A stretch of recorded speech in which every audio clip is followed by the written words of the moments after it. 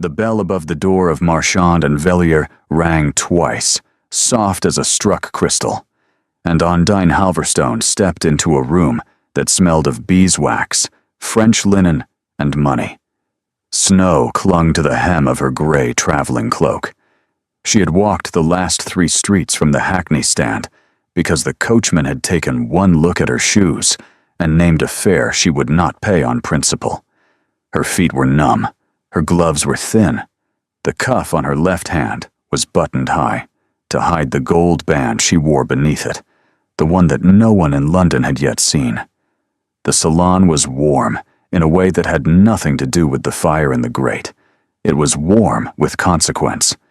3 women in sapphire and rose silk turned their heads at the sound of the bell, and 3 pairs of eyes performed the quiet arithmetic that ladies of a certain station performed on every stranger entering a room they considered theirs. They added up the cloak. They subtracted the boots. They drew a line under the rough red of her hands and reached the figure they expected to reach. Ondine had been warned. She had been warned by her own mirror that morning, by the housekeeper at Berkeley Square, who had begged her to take the carriage, by the soft voice of the husband she had left sleeping because he had not slept properly in 9 nights. She had come anyway, because the gown she had ordered 6 weeks ago was meant to be worn at the Hartwell Assembly in 11 days. And a woman who could not collect her own gown without her husband's name on her tongue was, she had decided, no kind of woman at all. She had not accounted for the woman behind the front counter. Madame Vellier was small and gray and beautifully tailored, and she had the gift, common among proprietresses of fashionable establishments, of being able to look directly at a person while behaving as though the person were not there. She let Ondine stand on the figured carpet for a count of 7 before she set down the silver pencil she had been holding and crossed the room with the unhurried grace of a cat who has decided where it intends to bite. "I'm afraid, mademoiselle," she said, in an accent carefully kept after 30 years of London, "that you have come to the wrong door." "I have an appointment," Ondine said. Her voice was steadier than her hands. "It was placed in November. The gown is the cream silk with the pearl trim. I was told it would be ready on the 2nd of December, and today is the 2nd of December." A small sound, not quite a laugh, came from the woman in rose silk by the long window. Ondine did not turn her head. What name the appointment was placed in, Madame Vellier asked, with the patience of a teacher who already knew the pupil could not answer. The question rose in Ondine's throat and stuck there. To give her name, her real name, the name she had carried for 9 weeks in secret, was to break a promise to a man asleep behind drawn curtains in Berkeley Square. So she gave instead the name on the order itself, the name her husband's secretary had used to spare her exactly this. "Halverstone," she said. "The order was placed by Mr. Pell on behalf of Miss Halverstone. The salon did something it should not have done. It went perfectly, beautifully, entirely silent." Madame Vellier let her gaze travel down the cloak, the gown, the boots, and back up to her face, and Ondine watched a decision form in the older woman's mouth before it reached her lips.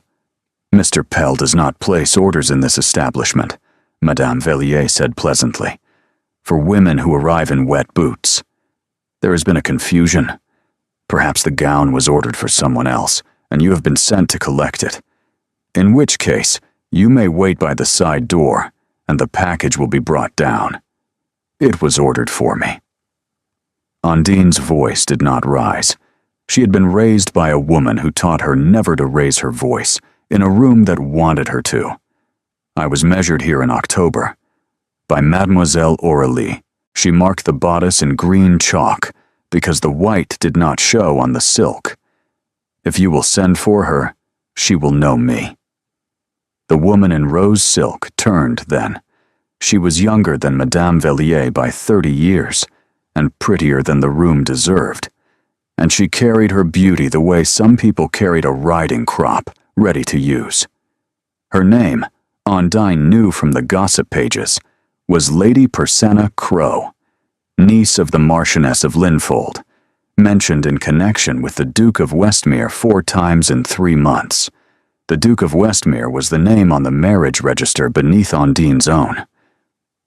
"Madam," Lady Persenna said, in a voice meant to be overheard, "I do hope this little misunderstanding will not delay our fitting. My aunt is sending the carriage at past. "It will not, my lady," said Madame Vellier, without looking away from Undine. "Mademoiselle Aurélie is occupied. The gown you describe, if it exists, was not ordered by you. I am going to ask you, very politely, to leave by the side door before we are obliged to ask less politely." Undine felt the heat climb her neck. She felt, too, the small, hard circle of the gold ring against her ring finger, hidden under glove and cuff. She had a choice. She could speak the name that ended this in 1 syllable. She could undo 9 weeks of careful silence in 1 breath and watch this room reorganize itself around her like iron filings around a magnet, and never again be the woman whose own husband had to be invoked to make a shopkeeper see her. She did not speak the name. She held Madame Vellier's gaze. She held the gold ring against her palm through her glove, and she said, very clearly, "I will leave when my gown is brought to me, or I will leave when my appointment has been honored. I will not leave, because 3 women in this room have decided what I am." Lady Persenna laughed, a clean, bright sound like a knife on a plate, and the bell above the door rang for a 2nd time, and a man's voice, low and very tired, said from the doorway, "Madame Vellier, there has been an error. I will trouble you to correct it." Undine closed her eyes for 1 second. She had asked him to sleep. He had not slept. Of course he had not slept. He had risen at the sound of the front door and dressed without his valet, and walked, because the carriage would have been slower, and he had arrived at Marchand and Vellier with snow in his hair and a look on his face that Madame Vellier had seen only twice before in her professional life, and never directed at her. Cassian Renmore, 6th Duke of Westmere, was 31 years old, unfashionably tall, and not a man who raised his voice in shops. He did not raise it now. He did not need to. The room contracted around the quiet of him, as if a window had been opened onto winter. "Your Grace," Madame Vellier said, and the syllables came out 2 notes higher than she had intended. "You will return the lady's outer cloak to her," Cassian said. "You will send for Mademoiselle Aurélie, who measured my wife in October, and you will instruct her to bring down the cream silk gown with the pearl trim that was finished on Tuesday. You will then close this establishment for the remainder of the afternoon, because I think we will all benefit from a little quiet." Lady Persenna had gone the color of a cut apple left in the air. Her 2 companions had become, in the space of a sentence, 2 pieces of expensive furniture. Madame Vellier's hand found the edge of the counter and held it. "Your wife," Madame Vellier said. "My wife," Cassian said, "whom you have asked to leave by the side door, whose appointment you have suggested does not exist, whose name you have invited her to defend in front of Lady Persenna Crowe, who happens to be standing in my path, and to whom I have nothing to say." Lady Persenna made a small motion as if to step forward. He did not turn his head, but the air between them tightened, and she did not complete the step. "Your Grace," she began, in a voice that had been rehearsed for a different room, "I am sure there has been a most regrettable misunderstanding, Lady Persenna," Cassian said. "You will allow me to pass." She allowed him to pass. He crossed the carpet in 4 strides, and he stopped a careful pace away from Undine, because he had learned, in 9 weeks of marriage, that she did not like to be touched in front of strangers without being asked. He asked with his eyes, and she gave him, with hers, the smallest nod a person could give. He took her gloved hand in both of his and lifted it to his mouth, and he kissed the knuckle beneath which the ring was hidden, and he held her hand there for one heartbeat longer than convention permitted. Undine understood that he was telling the room, without speaking, that he had known about the cuff and the ring all along, and that he loved her for the cuff, and that he was never going to let her button it again. "I am sorry," he said quietly, only to her. "I should have come with you. I will not make that mistake twice." "You were asleep," she whispered. "I will sleep when you come home." He turned, and the warmth went out of his face, and he addressed the salon. "Her Grace, the Duchess of Westmere, will collect her gown.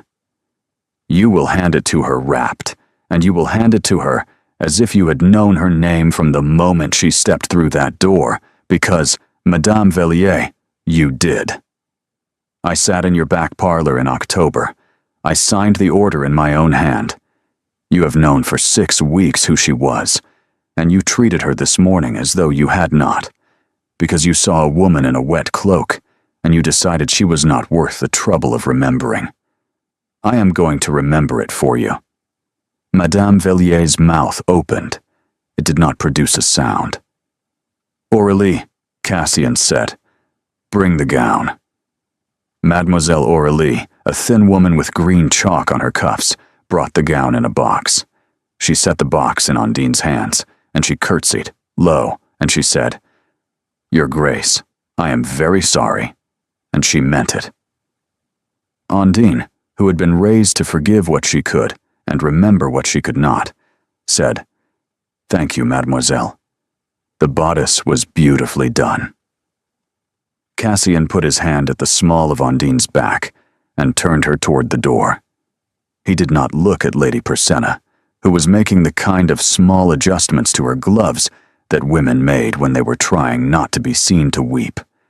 He guided his wife out into the snow and into the carriage waiting at the curb, and he closed the door and he sat across from her. "You asked me to sleep," he said. "You did not." "No. How long had you been awake? Since you closed the bedroom door?" She put her hand over her face, and she laughed once, a sound that had a great deal of something else inside it. He reached across the gap and drew her hand down, and he held it, and he said, "Tell me what she said to you. All of it. I will not do anything with it. I only want to know." So she told him in the carriage, while the snow began again outside the window. While she spoke, Lady Persenna Crowe stood at the long window of Marchand and Vellier and watched the carriage pull away, and she saw, for the first time, the small gold crest on the door panel, and she understood, slowly, in pieces, what she had done. She would not, she decided, mention it to her aunt. She would mention it to no one. There were 11 days until the Hartwell Assembly, and a great deal could be done in 11 days by a woman who did not yet know that the Duchess of Westmere had a longer memory than she did. 9 weeks earlier, in a stone chapel 2 miles from the Suffolk coast, a man and a woman had been married before 3 witnesses and a vicar who had been paid not to write the marriage in the parish book until the 1st of January. The chapel had no fire. It was the last week of September, and the sea wind came in under the door, and Undine Halverstone, who was not yet anyone's duchess, stood beside the man she had known for 6 months and had agreed, 3 weeks earlier, to marry in secret. And she shook so hard the vicar paused twice to ask her if she required a chair. She did not require a chair. She required the document she was about to sign to be, at last, signed. To understand why she was in that chapel at all, one had to understand her godmother. Undine's godmother had been Lady Iantha Halverstone, born Lady Iantha Wrenmore, the only sister of Cassian's late father. She had loved Undine's mother in the fierce, particular way that women of small families loved the friends they had chosen as sisters. When Undine's mother had died of a winter fever in the year Undine was 9, Lady Iantha had become the second mother of the small, grave girl with her father's gray eyes and her mother's quick hands. Undine's father, a country physician with a practice that did not stretch to a governess, had let his daughter spend half of every year in Suffolk under his sister-in-law's roof. And in that house, Ondine had learned the lesson Lady Iantha most wanted her to know, which was that a woman of modest means must keep her own counsel and her own purse. Lady Iantha had died in May. Her will, read in a Suffolk solicitor's parlor with the windows open onto roses, had left to her goddaughter the small property of Wenley Cross, £600 a year, and a single condition. The condition was Cassian. Lady Iantha had understood 3 things about her nephew that no one else in his family had understood. She had understood that his father's death 2 years earlier had shut a door in him that no living person had been able to open. She had understood that his grandmother, the Dowager Duchess of Westmere, was arranging a marriage for him with a girl of suitable family and unsuitable temperament, and that he would consent to it because consent was the only kind of grief he knew how to perform. And she had understood that Ondine, who had been quietly in love with him since the summer she was 16 and he was 25, and had spent an afternoon teaching her to row on the estate lake without making her feel foolish, was the only person of his acquaintance who could refuse him nothing, and yet would refuse him absolutely if she thought it was for his good. The condition in the will was this: Wenley Cross, the 600 a year, and a string of pearls that had belonged to Cassian's mother would pass to Ondine on the 1st of January, following Lady Iantha's death. But only if Ondine and Cassian had married in the interval, and the marriage had remained unannounced for the full 95 days of mourning. If they did not marry, Wenley Cross went to a cousin in Yorkshire, whom Lady Iantha had not liked. If they married and announced it before the 95 days were complete, Wenley Cross also went to the cousin. Ondine had refused. She had refused in the solicitor's parlor. She had refused in the carriage on the way home. She had refused in a letter to Cassian, which she had written and torn up and written again. She had refused, finally, on a windy afternoon in July, in the garden at Wenley Cross, while Cassian, who had ridden down from London the moment he received her summons, stood with his hands in his pockets and listened.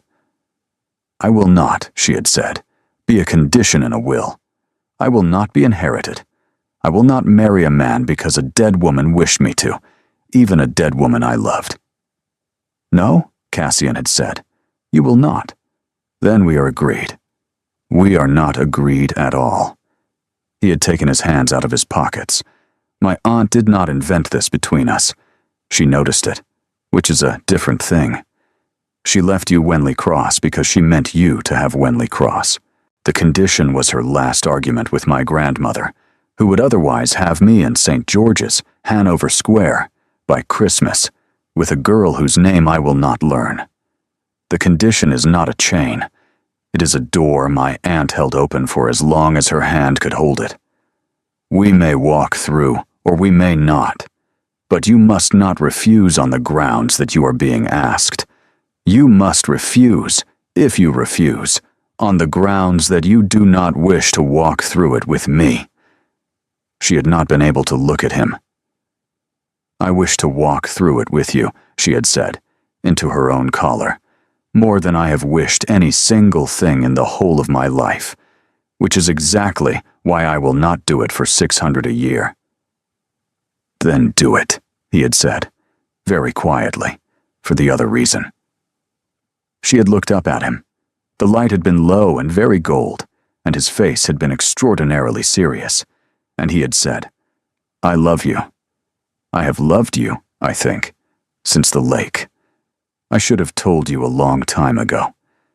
I did not, because I am a coward in the particular way that men of my station are taught to be cowards, which is by being told from the cradle that I will marry where it is useful. I am not asking you to marry me because of the will. I am asking you to marry me because I cannot any longer imagine a life in which I do not. The will is the reason I am asking now, and not in a year. That is all." She had said yes in the garden. They had been married 5 weeks later in the Suffolk chapel.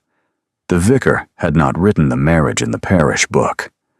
The witnesses, Cassian's secretary Mr. Pell and the housekeeper at Wenley Cross, and a deaf cousin brought specifically because she could keep a secret, had signed and gone home. Undine had returned to her father's house in Hertfordshire, and they had lived apart for 6.5 weeks of the 95 days, exchanging letters daily, until Undine's father had taken a chill in the 3rd week of November, and Cassian had arrived within 20 hours. Undine had come up to London with Cassian on the 25th of November, and they had told the household at Berkeley Square that she was a connection of his late aunt's, lodged under his roof until her father was fully recovered. The housekeeper, Mrs. Kett, had not believed it for an hour. Mrs. Kett had been with the family for 31 years, and she had said nothing, and she had quietly moved Undine's things from the 3rd-floor guest room to the small bedroom that adjoined the Duke's. Undine had laughed when she discovered it. Cassian had not laughed. Cassian had gone down to the housekeeper's parlor and had wept for the first time since his father's funeral, and Mrs. Kett had given him tea and had said nothing about that either. 5 weeks remained of the 95. 5 weeks during which Undine Wrenmore, Duchess of Westmere, was to be, in public, Miss Halverstone of Hertfordshire. 9 of those days stood between her and the Hartwell Assembly. In a salon on Bond Street that had just been emptied by its proprietress at the Duke's instruction, Lady Persenna Crowe was already writing a letter. She wrote it in her own hand, without ringing for a servant, and she addressed it to a woman in Grosvenor Square who would know exactly what to do with it. The letter said, in carefully chosen words, that the Duke of Westmere had brought a young woman of obscure origin into Marchand and Vellier that morning, and had introduced her, in front of witnesses, as his wife. The letter asked, very politely, whether the Dowager Duchess of Westmere was aware of this arrangement, and whether she might wish to be. Lady Persenna sealed the letter, and she gave it to the boy, and she sat down by the window of the empty salon, and she waited for the snow to stop.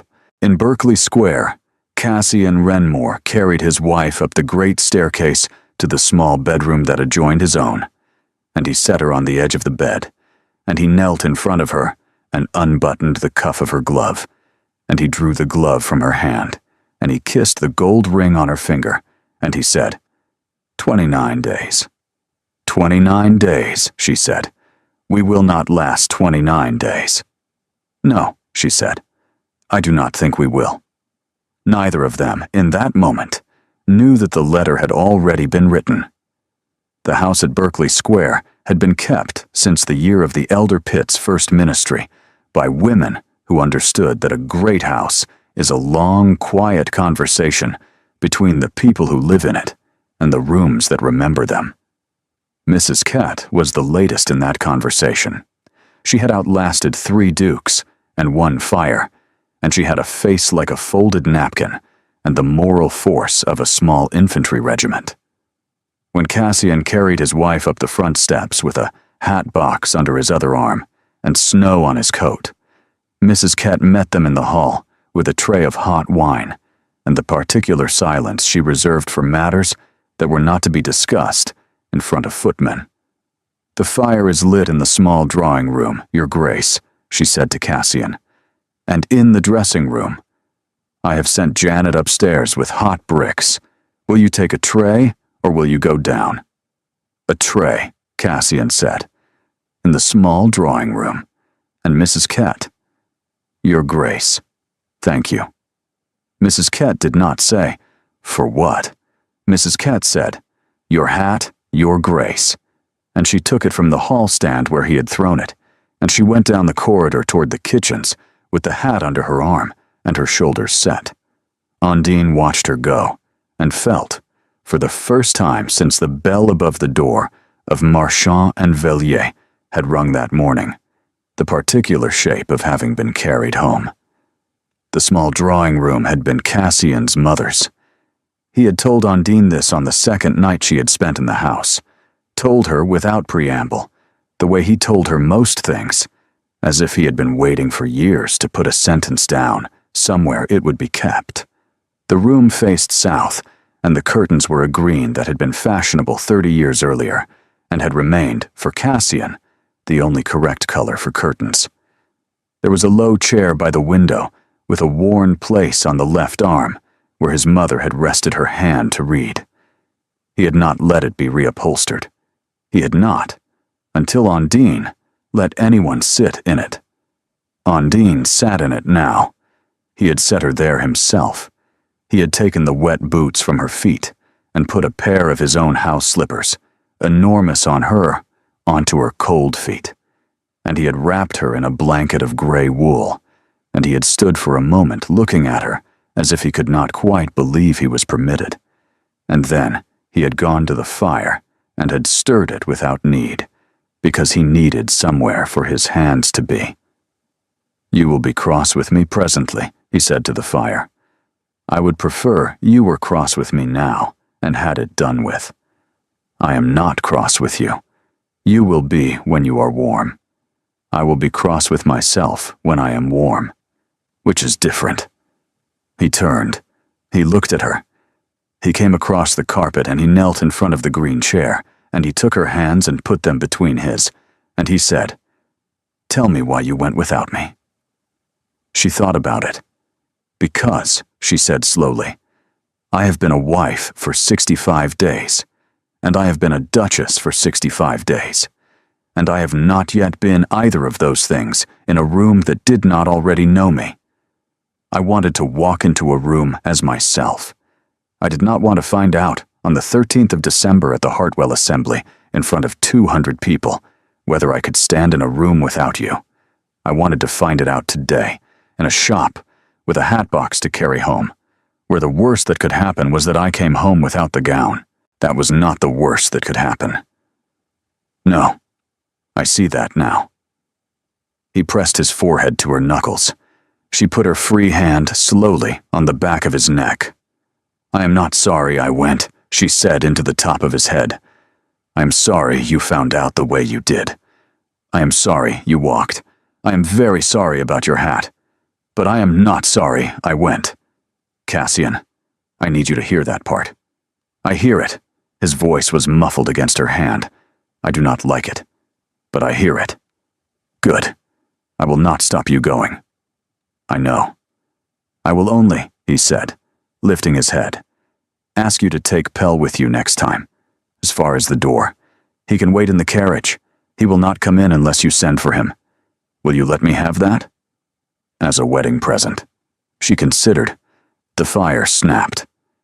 Somewhere in the house a clock struck the half hour, and Mrs. Kett's footsteps came back up the corridor with a tray, and Ondine thought of the green chalk on Mademoiselle Aurélie's cuffs, and of Lady Persenna Crow at the window of the empty salon, and of the gold ring under her glove, and she said, "Yes, you may have that."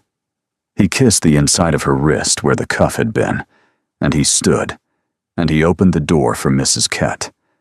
The tray came in with bread and butter, and a small dish of cold beef, and the hot wine, and the three of them ate together in the small drawing room, the housekeeper standing because she would not sit.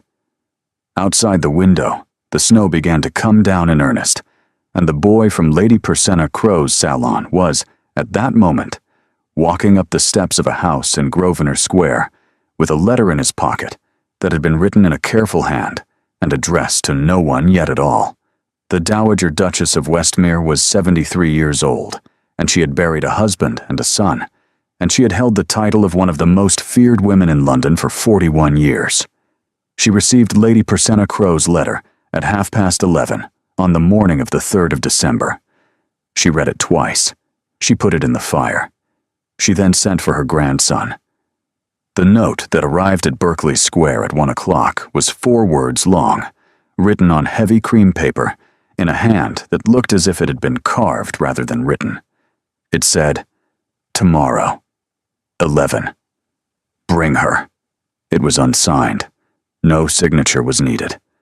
Cassian read it twice, the way his grandmother had read the letter that prompted it, and he set it on the breakfast table beside Ondine's plate without speaking.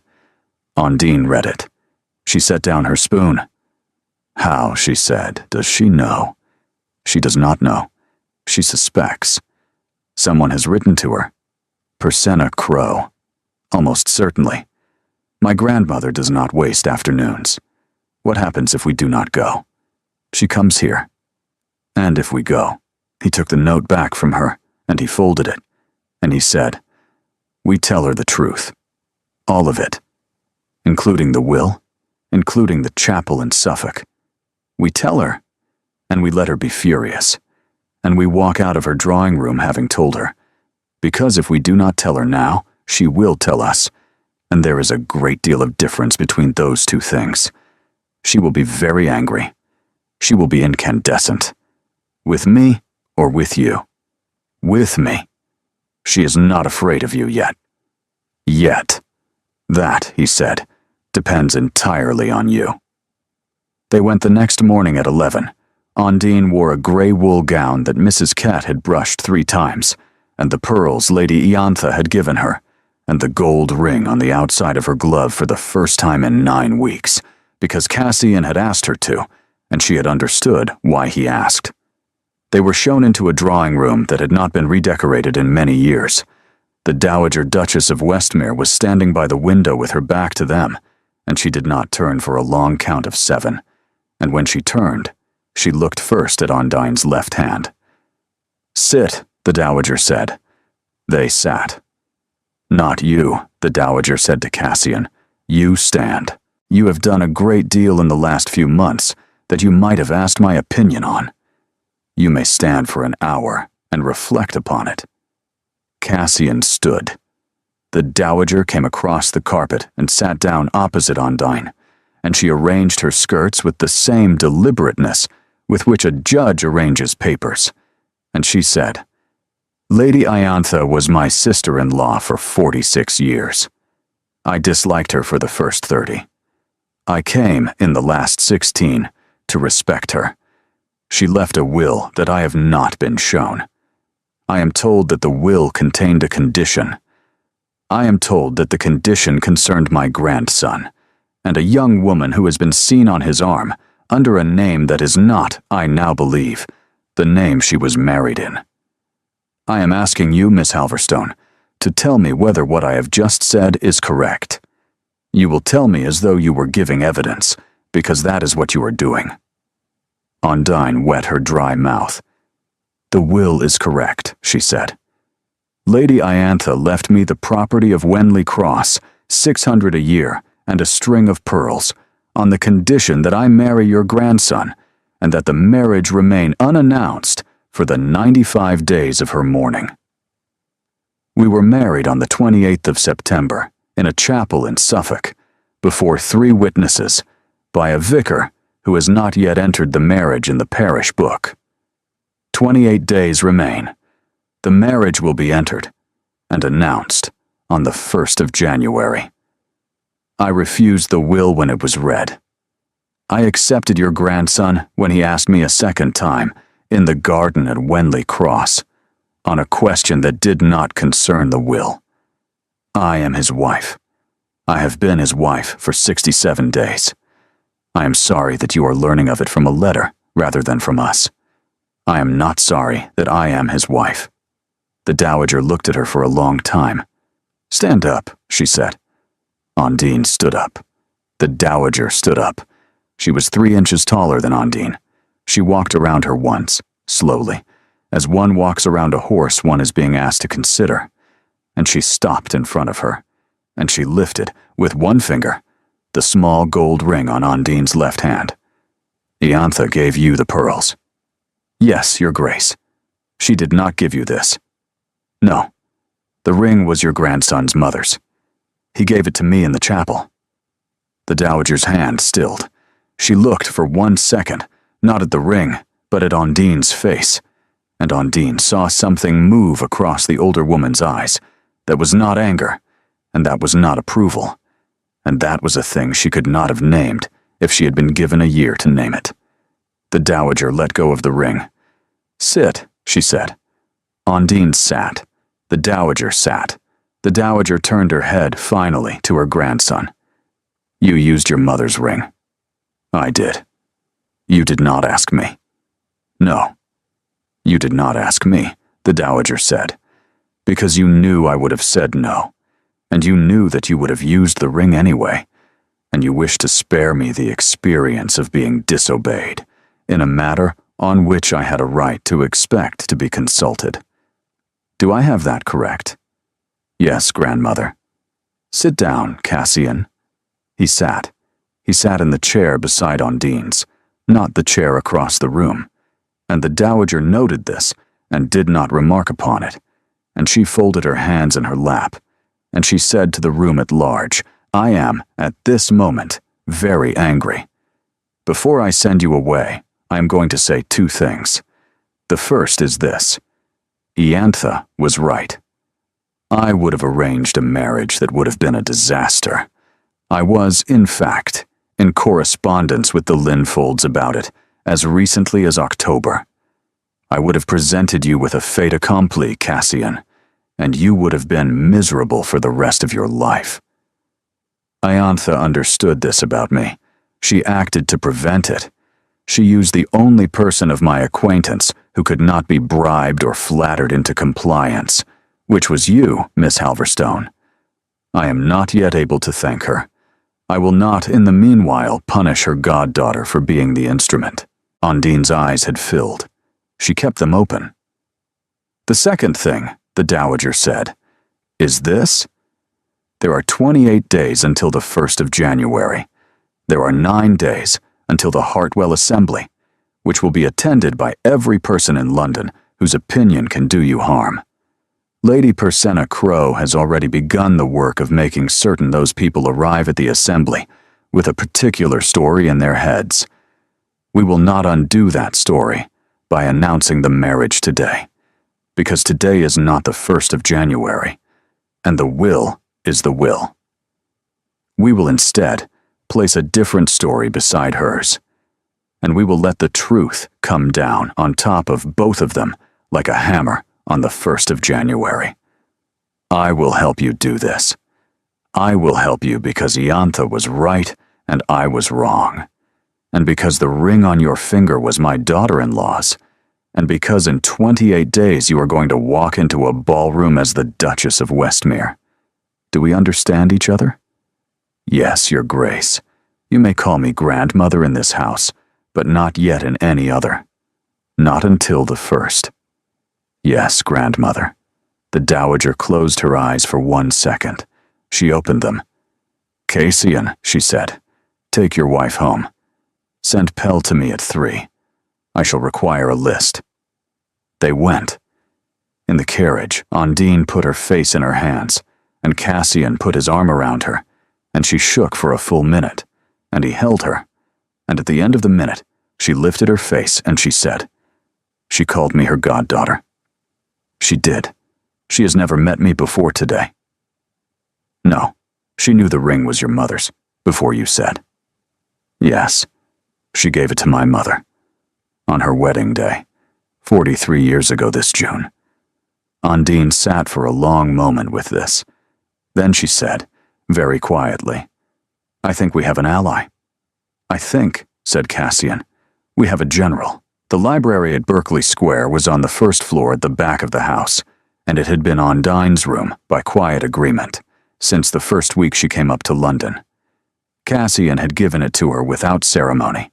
He had brought her a key on a silk ribbon on the 3rd evening and said, it was my father's. It is yours. She had worn the key on the ribbon under her gown ever since.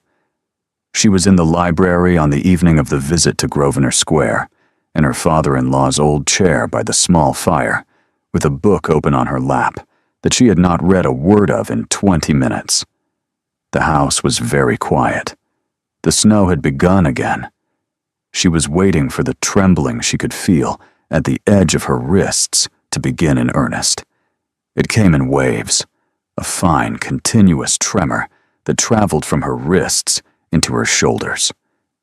She understood that this was the body of a woman who had stood for 2 hours that morning, being judged by a queen, and that the body needed to be allowed to do what bodies did.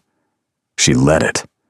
She put her hands flat on her knees, and she breathed, and after a long time, the trembling began to slow.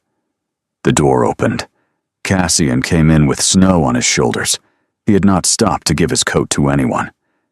He looked at her in the chair, and he saw the whole of what had been happening, and he closed the door, and he came across the carpet, and he sat down on the rug at her feet, with his back against the chair beside hers, and he leaned his head against the side of her knee, and he stayed there.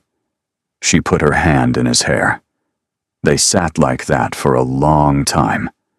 The fire moved in the grate. A coal fell. The snow went on. "I have something for you," Cassian said into her knee. "I was going to give it to you on the 1st of January. I find I don't wish to wait." "What is it?" On the third shelf from the top, on the south wall, behind the green Plutarch, there is a small box. "Will you bring it down?" She rose. The trembling was almost gone. She found the green Plutarch, and behind it, in the dust, a small flat box of dark wood, hinged, with a brass clasp. She brought it to him. He took it. He held it on his knee, looking at the lid. "This was my father's," he said.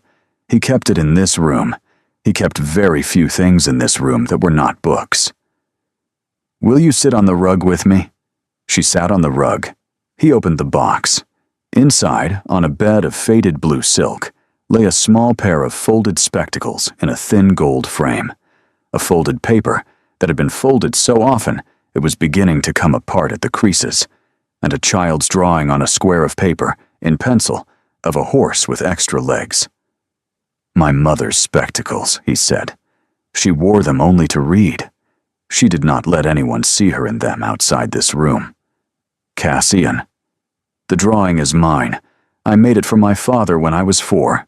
The horse has 8 legs, because I had been told that morning that horses were very fast, and I had reasoned that more legs would make them faster. My father said it was the most truthful drawing of a horse he had ever seen, because horses, when they ran, did appear to have more legs than they could possibly own." She put her hand on his. "The paper," he said, "is a letter my father wrote to my mother the week before they married. They had been forbidden to correspond. My grandmother had forbidden it. I do not know how the letter reached her. I know only that she kept it, and that she gave it back to him on the day I was born, and that he kept it, and that I haven't opened it, because it doesn't belong to me. I have kept it because there was no one in this house I trusted to keep it for me." He took the folded paper, and he put it into her hands, and he closed her fingers around it. "I am not asking you to read it. I am asking you to keep it. I have wanted, since the chapel in Suffolk, to put something of theirs into your hand, and I didn't know what, and now I do. The letter is yours. They would have wished it. I wish it. Please." She held the folded paper in both hands. She looked at him in the firelight, and she said, "I will keep it. I will not read it. I will keep it for as long as I have hands. Thank you." "Cassian." "Yes. Why do you not sleep?" He was quiet. "Because my father did not sleep," he said after a while. "In the year before he died, he sat up in his study with a single candle until the candle went out. I find now that I cannot lie down either. The room is too quiet, and I begin to think about him, about the night he died. I was not here. I was in Northumberland. I was settling a tenancy dispute that could have been settled by letter. I came back 2 days too late. I have not, since that night, been able to lie down in a quiet room. You sleep," she said carefully, "when I am there." "Yes. All night." "Yes. Cassian, why have you not told me this?" "Because," he said, looking at the fire, "I did not wish to use you. I did not wish to make you the cure for something that is mine. You did not marry me to be a cure. I married you," she said, "because I love you. I married you, knowing that you do not sleep. I have been sleeping in the room beside yours, with the door between us closed, for 4 weeks. The door does not need to be closed. It does not need to be closed any night. I would like, please, to be your wife in the room you sleep in. I am not offering myself as a cure. I am offering myself as a wife, which is a different thing, and which I should have offered a month ago. Ondine, it has been a condition in a will, in some part of your mind, has it not? He took her face in his hands. It hasn't been a condition in a will, he said, since the afternoon at the lake, when you were 16, and you did not know I was watching you tie your boot. You sat down on the boathouse step, and you frowned at the lace because it was knotted, and you bit through the knot with your teeth, and you laughed at yourself for biting it. And I stood at the corner of the boathouse where you could not see me, and I thought, that is the woman. I was 25. You were 16. I went away from the boathouse, and I did not come near you for a year, but it has never, since that afternoon, been anything to do with a will. She made a sound that was not a sob and not a laugh. I did not know you saw me bite the lace. I have seen everything. Cassian. Yes. Take me upstairs. He took her upstairs. He used the corridor door, like a man visiting his own wife, because he was visiting his own wife. Mrs. Cat, passing in the corridor with a candle, saw them, and she did not pause, and she did not nod, and she did not smile, and she went on with her candle. In the small bedroom at the front of the house, Cassian Renmore put his head on his wife's shoulder, and within 4 minutes, he was asleep. Ondine lay in the dark, with her hand on the back of his neck, and she listened to him breathe. And she thought about the folded paper she had set on the table beside the bed, and she thought about the woman in Grosvenor Square who had called her granddaughter in private and not in public, and she thought, 9 days, and she thought, I am ready. She slept. In a house in Grosvenor Square, the Dowager Duchess of Westmere did not sleep. She sat at her writing table with a list in front of her in her own hand, and the list was of names, and beside each name was a number in pencil, and the numbers added up, by the time the Dowager set down her pen, to a campaign. In a house in Mayfair, Lady Persenna Crowe did not sleep either. She had received, by the second post, a note from the Dowager Duchess of Westmere, thanking her, in 3 lines, for her recent thoughtful communication, and inviting her, very warmly, to a small private dinner on the evening of the 10th of December. The note was perfectly polite. Lady Persenna read it 4 times before she understood that she had been summoned to her own execution, and that she was going to have to attend, because not attending would be worse. She set the note on her dressing table, and she looked at her own face in the glass, and she was, for the first time in her 23 years, afraid. The Hartwell Assembly was held every December in the long ballroom of Hartwell House on Park Lane, and it had been held there every December since the year of Waterloo. 200 invitations had been issued, 196 had been accepted. The Dowager Duchess of Westmere had been working for 9 days.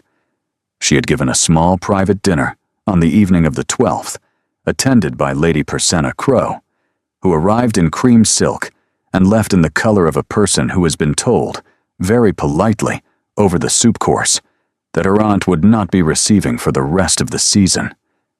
She had paid a morning call on the Marchioness of Linfold, and had drunk 1 cup of tea, and had risen after 11 minutes, and had left behind, on the marble table, a calling card on which she had written, in pencil, 2 words that the Marchioness read after she had gone, and then put into the fire. She had written 4 letters in her own hand, and the 4 women who received them had each, within a day, paid a call at Berkeley Square. Each of the 4 had sat for 40 minutes with Ondine in the small drawing room, and each had risen at the door and said very quietly, "We shall see you on the 13th, my dear," and had gone away. 11 days had become 1. On the evening of the 13th of December, Ondine stood in the small bedroom at the front of the house in the cream silk gown with the pearl trim, and Janet, her maid, drew the last lacing tight. The woman in the long glass had her mother's quick hands and her father's gray eyes, and Lady Iantha's pearls at her throat, and the gold ring on the inside of her glove, because the agreement was that the ring would stay hidden one more night. The woman in the glass looked, in fact, like the Duchess of Westmere. It was only that no one in the ballroom at Hartwell House would yet be permitted to know it. Cassian was at the foot of the stairs in black and white. He looked up at her as she came down. She set her hand on his arm at the bottom of the stairs and said, "Do not say anything kind to me yet. I shall come apart. I was going to say, you have my mother's pearls on. Your mother's pearls. Iantha gave them to her on her wedding day. They came to me when my mother died. They came to you when Iantha died. They have not been off the shoulders of a woman of this family in 43 years, and they will not be tonight." She closed her eyes for a count of 2. She opened them. "Right. Now I am ready." They stepped down at the door of Hartwell House at 20 minutes past 9. The announcer at the head of the stairs took Cassian's card, and he announced, in the voice he had used on this same staircase for 31 years, His Grace, the Duke of Westmere, Miss Halverstone of Hertfordshire. The ballroom turned its head. The ballroom had been turning its head about Miss Halverstone for 9 days in drawing rooms across Mayfair. The ballroom had been told that she was the goddaughter of the late Lady Iantha Halverstone, that she was lodged at Berkeley Square at her godmother's particular request, that the Dowager Duchess of Westmere had received her with marked warmth, and that the Duke of Westmere held her in particular regard.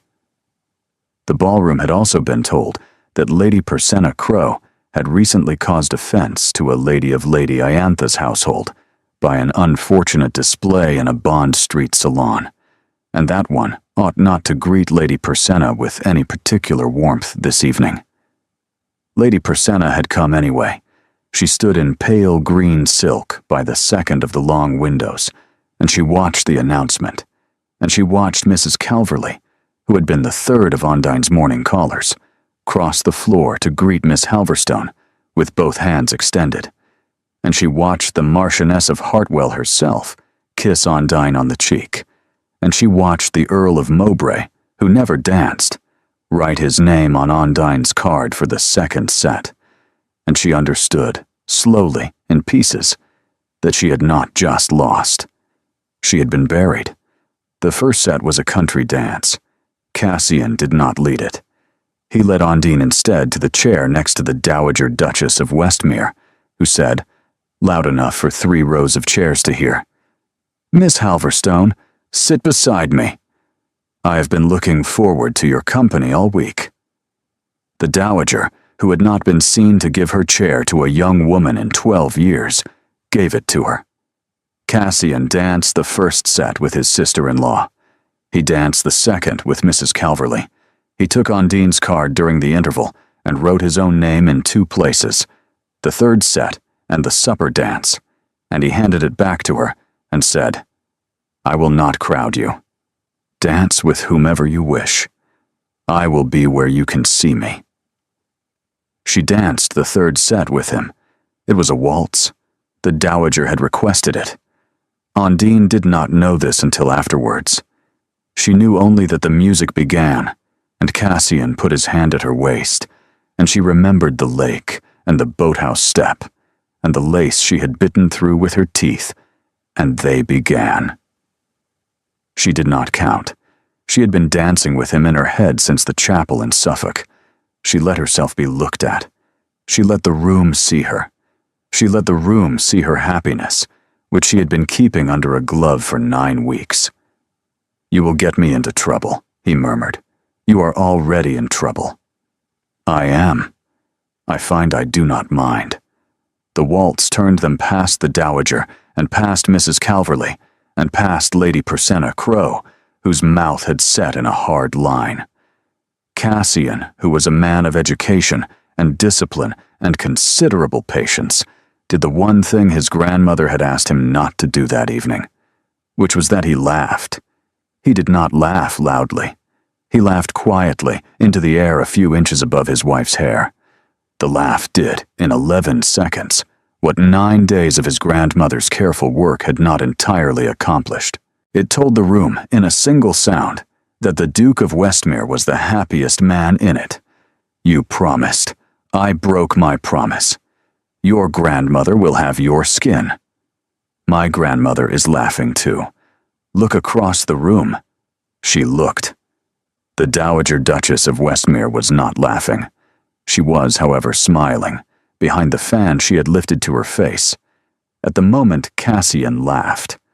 3 rows of chairs had seen it, and 3 rows of chairs were now reorganizing themselves around the new and astonishing fact that the Dowager Duchess of Westmere was, in public, in the long ballroom of Hartwell House, amused. Lady Persenna Crowe waited for the supper interval. She had decided, somewhere in the 3rd set, that she had nothing left to lose, which is the most dangerous decision a woman in a ballroom can make. She crossed the room toward the Dowager's chair as the supper bell rang, and she stopped in front of Ondine and said, in a voice pitched precisely to be heard by the 11 people closest, "Miss Halverstone, I do hope you will forgive any small awkwardness at our last meeting. I had no notion that you were a particular friend of His Grace's family." Ondine did not stand. The Dowager, who had risen for no one all evening, did not stand either, and Ondine took her cue from the Dowager, and she remained seated, and she said, very pleasantly, "Lady Persenna, there is nothing to forgive. You behaved on that occasion exactly as you understood the situation to require. I have not, since, given the matter another thought. It was the most perfectly delivered insult Lady Persenna had received in her life." She inclined her head. She turned. She walked away. She left Hartwell House at 11:30 by a side door, in a hired chair, because her aunt's carriage had been sent home an hour earlier on instructions that had not been hers. Inside the ballroom, supper was announced. Cassian led Ondine in on his arm. They sat at the head table, and the ballroom watched them eat, and the ballroom understood, without being told, that something had happened tonight that would be explained later. The ballroom was patient. The ballroom would wait. 19 days remained. They came back to Berkeley Square at 20 minutes past 1 in the morning, and Mrs. Kett had left a single lamp burning in the hall and had gone to bed, and the house was very quiet. Ondine sat on the bottom step of the front staircase to take off her dancing slippers, because her feet would not bear another step in them, and Cassian sat down on the step beside her in his evening coat, and he took the slippers from her hand, and he set them neatly together on the marble. "I broke a promise tonight," he said. "You did. I broke it because I could not look at you across that floor and not laugh. I want you to know that I knew I was breaking it. I did not break it by accident. I know. Cassian, I knew when you did it. I will not, between this moment and the 1st of January, do anything else that breaks a promise to my grandmother. I will be discreet. I will be entirely discreet. But I want to say something to you tonight in this hall while the house is asleep that I have not yet said, because I have been waiting to say it on a particular day, and I find I do not wish to wait any longer. Cassian, hear me first." She put her hands in her lap. "I am afraid," he said, looking at the slippers on the marble, "of the 1st of January. I have been afraid of it since the chapel in Suffolk. On the 1st of January the marriage will be announced, and you will become, in public and in fact, the woman who carries my mother's name and my mother's pearls and my mother's ring. Some part of the world will speak of you unkindly. I have been afraid I will not be able to bear that. There is more. I have been afraid that, on the night the marriage is announced, I will finally, be required to think of my father, who will not be there to see it, and that the thinking will be more than I can do without coming apart. I have been keeping him at the edge of the room for 2 years. I have kept him there by working, by Parliament, by sitting up until the candle goes out. I have been afraid, my whole adult life, that I am the kind of man who breaks. Tonight, he said, I laughed in the ballroom, and I didn't break. I have been turning it over in the carriage all the way home, and I think I have understood. I don't think I am going to break, Ondine. I think I am going to grieve. I have been afraid of grief because no one in my house grieved when I was a child. My father grieved my mother in this room with the door shut. I learned, before I was 6, that grief was a thing one did behind doors. I have not, since my father died, found a door I trusted to grieve behind. I find tonight in this hall that I have found one. The door is you. I am not afraid of any room that has you on the other side of its door. I am telling you this because I do not wish, on the 1st of January, to pretend to feel only happiness. I wish to feel everything. You are the reason I am able to. He had not looked up from the slippers. She put her hand on the back of his neck. He turned his face into her shoulder. He breathed in long, uneven breaths into the cloth of her gown for a long time, and she sat with him on the bottom step of his own staircase in her stockinged feet, and she held the back of his head with one hand, and she put the other on his shoulder. After a long time, he lifted his face, and he said, I love you. I love you. I have never said it aloud in this house. I know. I should have said it on the 3rd evening, when I gave you the key on the ribbon. You said it then. You said it differently. I will say it now in every room. I will say it in front of Mrs. Kett. I will say it to Pell. I am finished with not saying it. She laughed once into his hair, and he sat up, and he said, Come up to bed. They went up to bed. The fire in the small bedroom had burned low and warm, and Cassian unhooked the back of her gown himself, badly, with his hands not entirely steady, and the gown came down over her hips and onto the floor, and he lifted her out of it, and he carried her to the bed, and he set her down, and he stood looking at her for a moment. I am going, he said, to remember this night for the rest of my life. Cassian. Yes, there's a knock at the front door. He turned his head. There was a knock at the front door. It was 20 minutes to 2 in the morning. Knocks at the front door at 20 minutes to 2 in the morning were not, in this part of London, social. He stood very still for 1 second. Then he reached for his coat and he said, Stay. I will go. I am coming. Ondine. I am coming. She put on her dressing gown over her shift, and they went down the stairs together.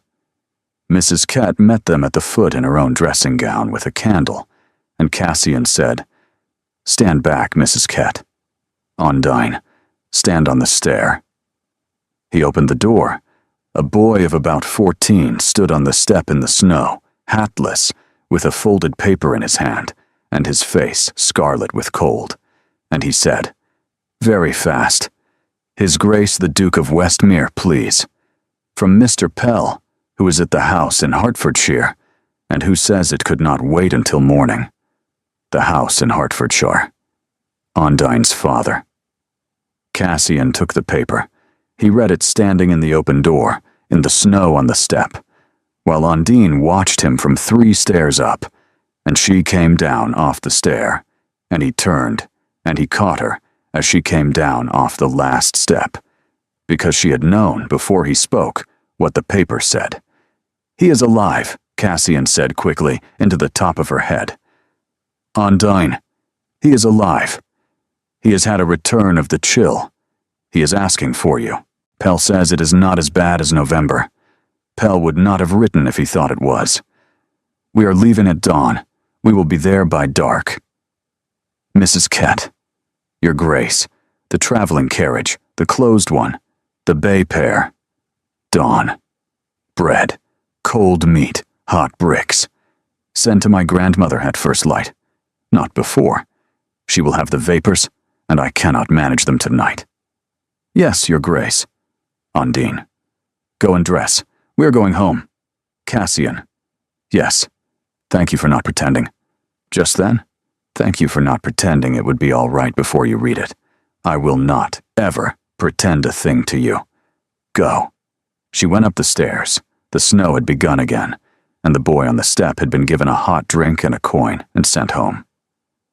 Cassian stood for a moment alone in the hall in his evening coat with the paper in his hand, and he closed the front door against the snow, and he leaned his forehead against the door for 1 second, and he said, into the wood, very quietly, not yet.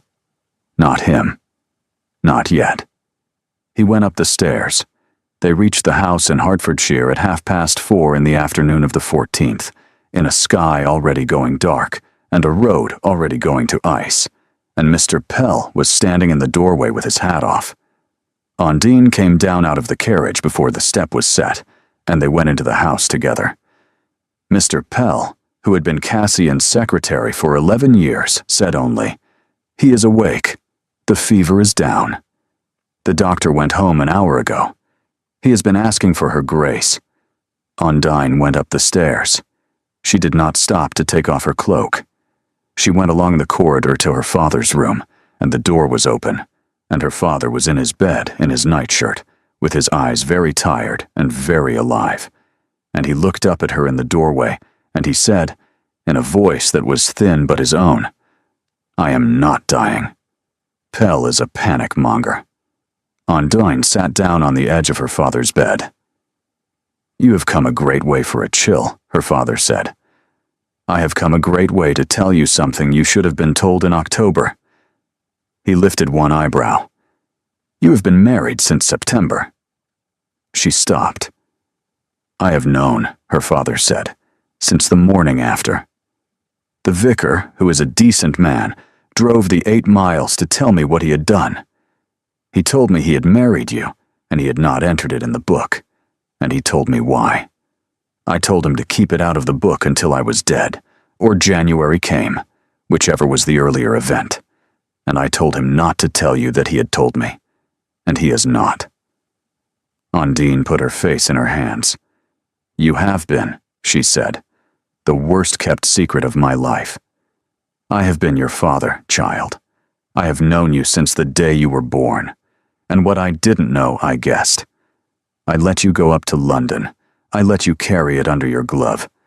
I would have let you carry it to the 1st of January. I find I am glad you have told me before it. I am not sorry. I would have been sorry if you had married him for the will. You did not. Father, bring him up.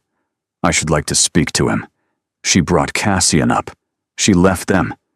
She stood in the corridor outside the door, and after 20 minutes, Cassian came out, and his eyes were red, and he did not pretend they were not. And he took her hands and he said, "Your father has approved of me. He has approved of you for years. He told me so. He said the lake was a stupid afternoon for an old man to have noticed, but he had noticed it. He said he is not going to die of this chill, and that he is to come up to London with us before the 1st of January, because he refuses, on principle, to be the reason I am not in the parish book." Undine laughed once, a wet, broken sound, and she put her forehead against Cassian's chest. She believed him. She believed him until the morning of the 15th, when a letter arrived for Cassian by express from London, and Cassian read it standing at the breakfast table, and he said, "Undine, sit down." "What?" "Sit down."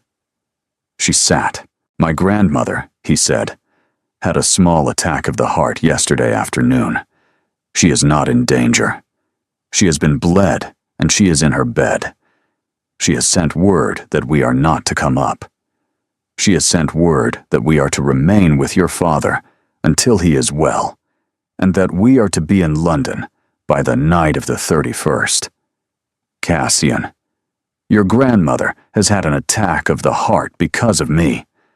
My grandmother has had an attack of the heart because she is 73 and has been working at the pace of a woman of 40.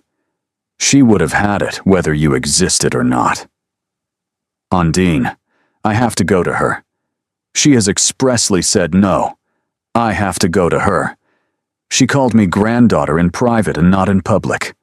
I have not yet, in the 11 days since, given her one thing in return. He looked at her for a long moment. We will go up tomorrow, he said. Your father is mending. Pell will stay. We will go up tomorrow at first light, and we will go to Grosvenor Square, and we will not leave until she sees us. They went up the next morning. They reached London at 3 in the afternoon. They went directly to Grosvenor Square. They were stopped at the door by the Dowager's housekeeper, Mrs. Hadley, who said, "Very low, Your Grace. She has said she will not see you. She said it this morning. She said, if she comes up from Hertfordshire, she is not to be admitted. She said it twice." Undine took one step back as if she had been struck. Cassian's hand had closed, very tightly, on her wrist. "Mrs. Hadley," he said, "I'm going up." He went up. Undine did not. She stood in the hall in her cloak, in her traveling boots, in a house she had only entered once. Cassian came down 10 minutes later. His face was the color of paper. "She is asleep," he said. "She has been given laudanum." She did not say it. Mrs. Hadley misunderstood. Undine, Cassian. Mrs. Hadley did not misunderstand. Mrs. Hadley is 60 years old and has had a fright. My grandmother would not. Cassian, look at me. Mrs. Hadley is not a woman who hears wrong.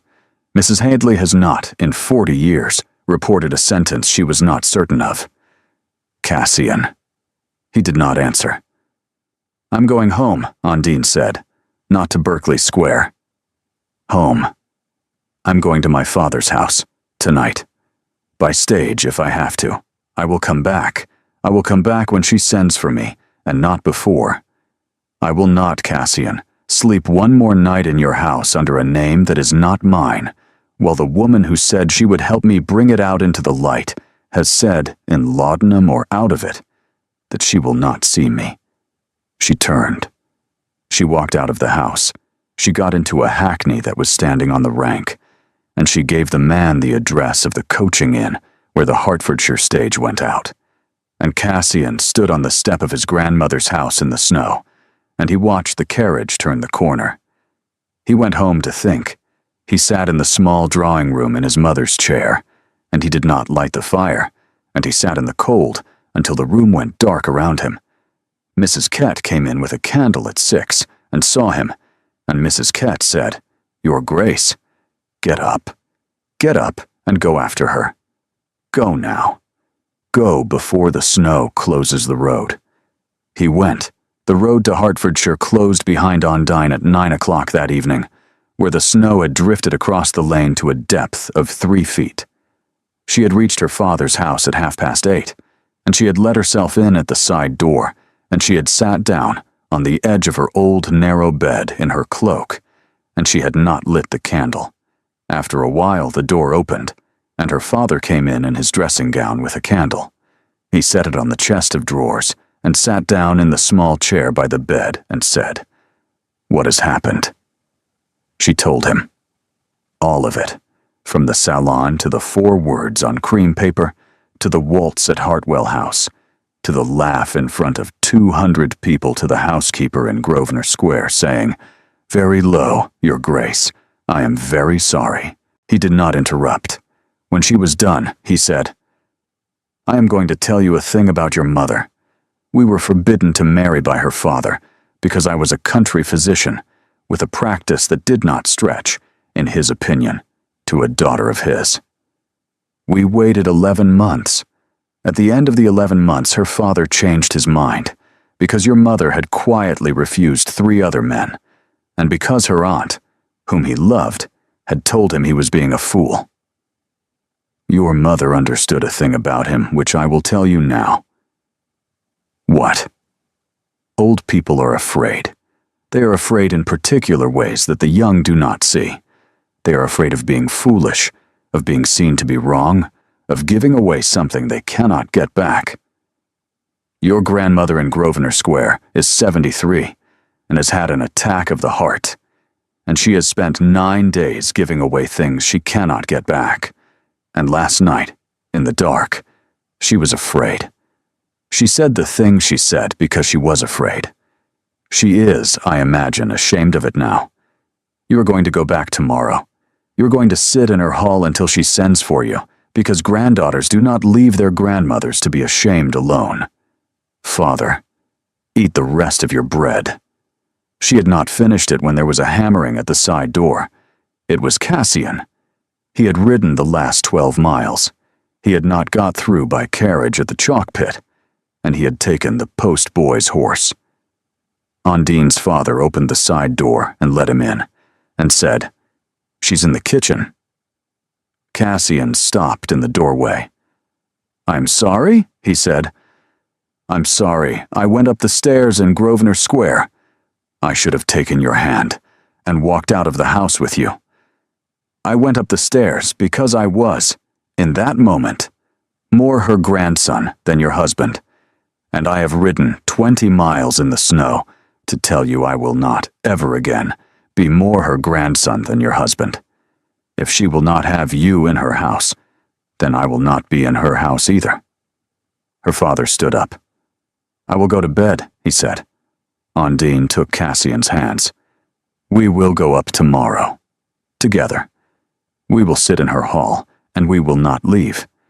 If she does not send for us, we will sit there until the 1st of January." They went up the next morning. They reached London at 3:30. Mrs. Hadley opened the door of the house in Grosvenor Square. She looked at the elderly gentleman in the carriage with the blankets. She looked, finally, at Undine, and her old face moved. "Your Grace," she said, "she has been asking for you all morning. She is in the small parlor. She has been crying since 8 o'clock, and she will deny it. Please come in." The Dowager Duchess of Westmere was in the small parlor, in a chair by the fire, in black silk and the family diamonds. Her face had not been powdered enough to hide that she had been crying for hours. She looked at Undine in the doorway and said, in a voice that was not steady, "I said something yesterday that I would give a great deal to take back. I find I am, this morning, in the habit of taking things back. Undine, granddaughter, will you come in?" Undine crossed the carpet and sat down on the rug at the dowager's feet, and she put her cheek against the dowager's knee, and she said, "I came back. You came back. My father told me a thing about old people. He said you would be ashamed in the morning. He said granddaughters do not leave their grandmothers to be ashamed alone." The dowager put her old hand on Undine's hair. "Your father," she said, "is a wise man. Your father may, when he has recovered from his journey, do me the kindness of calling on me, so that I may tell him so. My father is in the carriage, grandmother. Bring him in." They brought him in.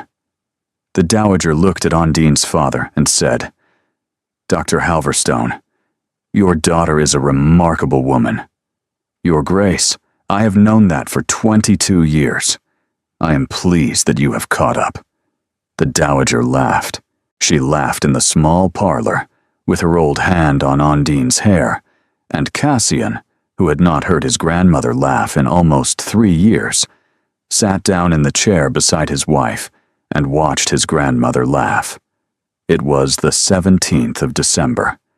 There were 15 days remaining. There would not, in the end, be any more difficulties. The morning of the 1st of January was clear and very cold. At 10, in the small chapel at Wenley Cross in Suffolk, the same vicar who had married Cassian Renmore and Undine Halverstone on the 28th of September entered the marriage in the parish book in his own hand.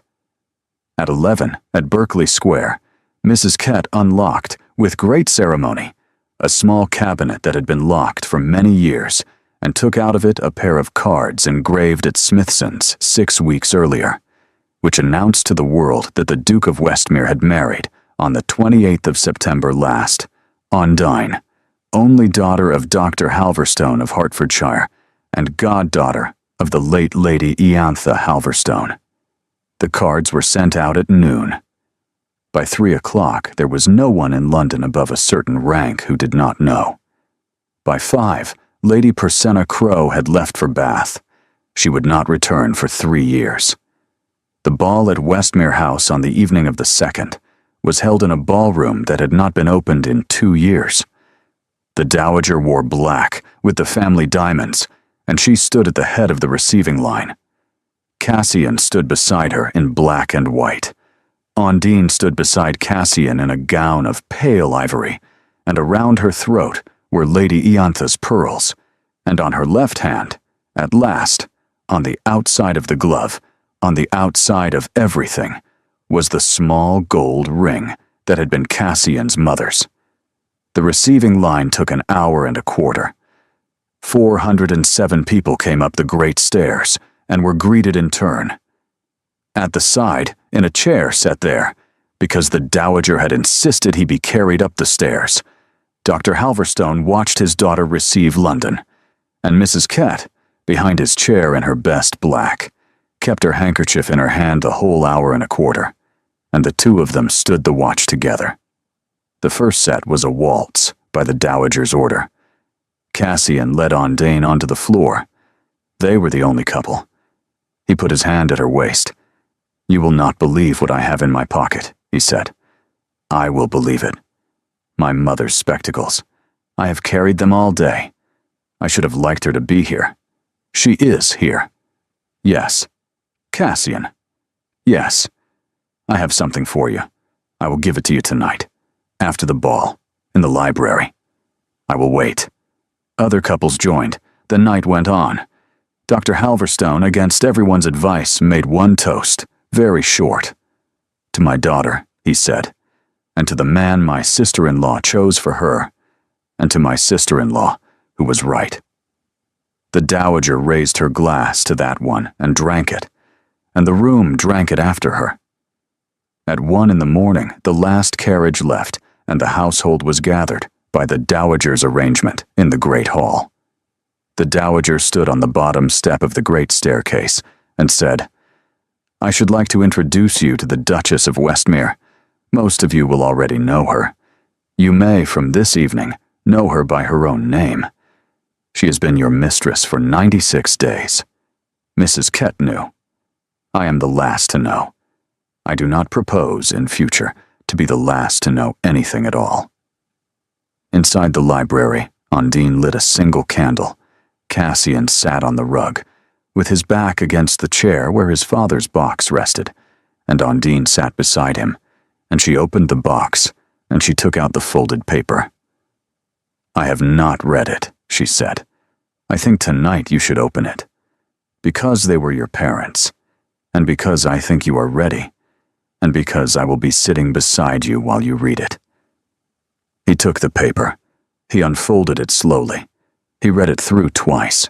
He set it down on his knee, and he put his hand over his eyes, and he sat for a long time. He says, Cassian said into the candlelight, that he was afraid, the week before he married her, that he would not be enough for her, and that he had decided, sitting in this room, that he would tell her so on the morning of the wedding, in case she should wish to change her mind. He says he did not tell her, because he saw her face when she came down the aisle, and he understood that she had also been afraid of the same thing, and that they were going to be afraid of it together for the rest of their lives, and that being afraid of it together was, in fact, the marriage. He says, "The fear does not go. We will carry it. We will carry it together." "He has kept it for me," Cassian said. "For the night I would need to read it. He could not have known there would be such a night. He kept it anyway." Undine put her head on his shoulder. "Cassian, I think we should keep it for ours, for our children. We have read it tonight. We shall keep it now for them." "Yes." He folded the letter and put it back into the box. "Cassian," Undine said. "Yes. At the opera, on the anniversary of the Hartwell Assembly, every year, will you take me? And will you let me, in the box, in the dark, when the music is loud and no one can see, put my head on your shoulder?" He laughed once into her hair. "Every year," he said. "Every year of our lives." The candle burned down. They did not notice. Outside, the snow began again, very softly on the mulberry tree and on the slate of the wall, and the 2nd of January became the 3rd, and somewhere across town, an old woman who had been the most feared woman in London for 41 years, slept the long, quiet sleep of a person who has, after a great many years, set down a thing she had not known she had been carrying. She would live 9 more years, and she would, in those 9 years, hold 3 great-grandchildren on her lap, and her last words, which Undine would carry for the rest of her life, would be, "I was wrong, my dear, and I have been so glad that I was. So glad. So glad." Tonight there was only the candle, and the rug, and the box on the table, and the man and the woman who had been married in secret, in a chapel without a fire, on the 28th of September, and who were now, at last, married in front of the world, and to one another, and inside the rooms of their own house, in front of no one but themselves and the snow against the window. Tonight was enough. Thank you for being here. You are why this story was told. Because you understand that love is sometimes a thing that has to be carried in secret, in a glove, under a cuff, for 96 days, before it can be set down on a table where the world can see it. You understand that fear is the price of loving, and that the people who love bravely are not the people who feel no fear, but the people who carry the fear together. If this story moved you, tell me which moment you are still thinking of. Tell me which line stayed with you. Tell me which character you would follow into another story. Your words shape the next story I write. If you would like more stories of love that chooses courage, of women who refuse to leave when they have been asked to leave, of men who learn to grieve in front of the people they love, please consider subscribing. You make this work possible. Thank you for being here, and good night.